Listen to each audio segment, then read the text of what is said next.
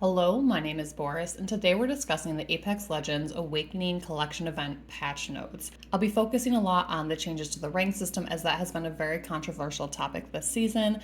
I'll be going over the patch notes in detail, talking about some items Respawn might have missed, and the implications of these ranked changes. The first item we see on the ranked updates is the split reset. So instead of resetting us all 6 divisions like they did at the beginning of season 13, they will now only be pushing us back 4 divisions. This seems to be an acknowledgement of how grindy this season has been compared to previous seasons, and recognizing that resetting people 6 divisions will put people even further back in a system that's already quite punishing. I think setting people back 4 divisions will probably help fill in some higher tier lobbies that we've been having issues with, and I think it will be less punishing overall to restart on split number 2. The next item that we're going to be looking at is the reduced entry cost.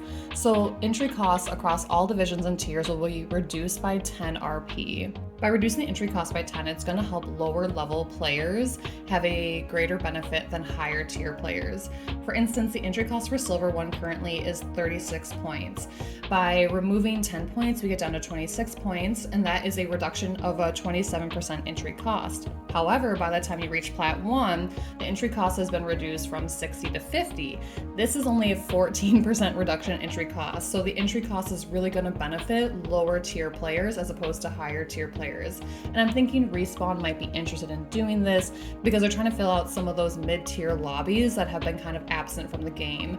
As you've probably seen on Twitch, YouTube, or Reddit, a lot of these higher tier lobbies, such as Pred lobbies, are having tiers as low as Platinum or Gold play in these Predator lobbies. This is completely unfair. I think everyone's on board with this. Even the Predator level teams and players are pretty frustrated because it's not providing a good ranked experience on any level. Side note here, if you're enjoying this video and the content, please hit like or subscribe. I would really appreciate it. I'm just a regular person playing Apex and making my own videos. I don't have a crew or a manager or anything like that. So a lot of hard work goes into this. So if you like the content, please hit like or subscribe. The next item to discuss is diminishing kill values.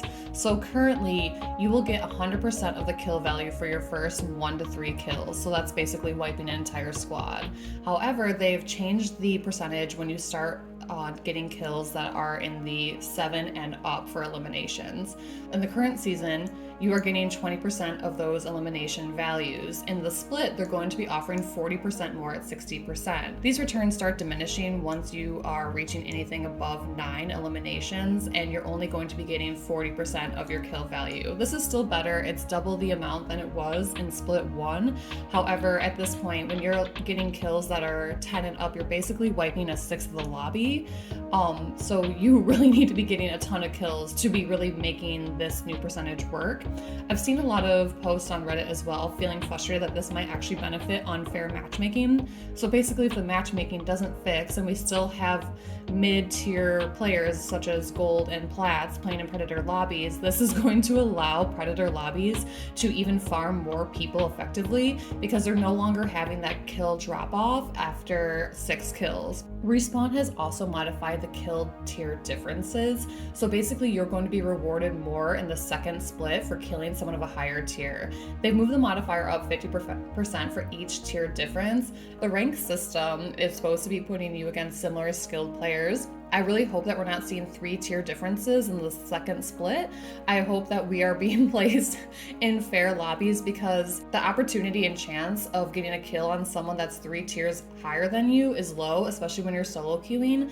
Now let's talk about a couple of items that myself and others think that Respawn miss when updating this ranked season. Number 1, Loba is still unplayable. She still is having major issues with her bracelet. If you've tried playing her yourself this season or watched streamers, her bracelet is often not going off, or if the bracelet does not hit the ground before ending its trajectory, it will just keep you in the same place. It's basically making her completely unplayable. It's also frustrating too because Loba could be a really great character in the season since they reduced ground loot of heals and shields. Another issue that people are noticing that did not get adjusted for this patch note is that Maggie's ult is broken and there hasn't been anything to fix this.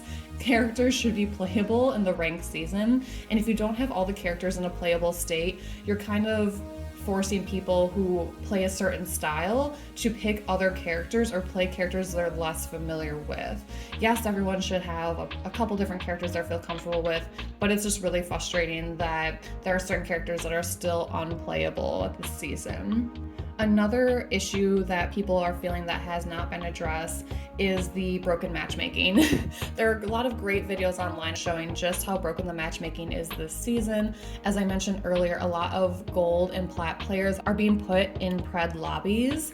This is completely unfair. It's basically making it so people who are gold and plat have a very difficult time climbing up. There's basically a ghost town of diamond players, where before we had a healthy amount of diamond players in lobbies to help fill these higher tier lobbies. At this point though, there's almost no one in these lobbies because no one can move up, because the predator players are in the queue always for their higher tier lobbies, and then when a lobby finally becomes available for them, they get put into these lower tier lobbies where they just farm everyone who's lower in their lobby, preventing those people from getting up, and then also preventing the diamond tier from getting filled up and the master tier from getting filled up. Another issue that people feel like has not been addressed in this patch note are bonuses or changes for solo queue versus pre-made lobbies. I solo queue most of my ranked games, and I would say that this season has been incredibly difficult for solo queuers, and this season has really benefited people who have pre-made teams. And I know there's an argument out there that Apex Legends is a team-based game, and if you don't have a team, that's on you. I think there's a lot of valid reasons why you might solo queue, either by choice or not by choice. It's really frustrating when this newer system is really penalizing people who don't make it to top 10 or even top 5, because pre-made teams are going to have a better communication and rapport with one another, versus solo queuers are just randomly playing together for 20 minutes and they're trying to figure each other out while getting blasted by higher tier people and pre-made teams. Another major issue that Respawn has not addressed that's affecting the ranked gameplay is audio issues. I often queue up with my friends who play on Xbox. The audio is almost unusable.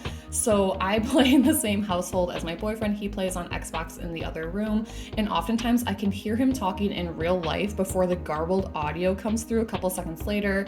And also the garbled audio is almost completely unusable. Another issue that PC players are noticing is that the mic icon is not always going off when you're talking, so you're not sure if your teammates can hear you, but apparently a lot of times your teammates actually can hear you even if the mic icon isn't going off. These are issues that really need to get fixed, especially for solo queue players where we're not playing with each other on Discord or any other audio service. I also want to highlight some good commentary I found from DOT Esports. They have a really great article that I can link below talking about their opinion on the rank changes. And here's something that really stuck out to me. While the new rank mode sought to define what should be plain philosophy of a battle royale, survive to the end, the means used to reach that goal were particularly harsh. Instead of giving a significant portion of the player base a more interesting and difficult grind, it simply caused many of the players to lose interest in the mode. And I think this is exactly true. Generally, I would play at least 150 to 200 games on each split. I can check the number of games I played so far this season, just enter it on the screen.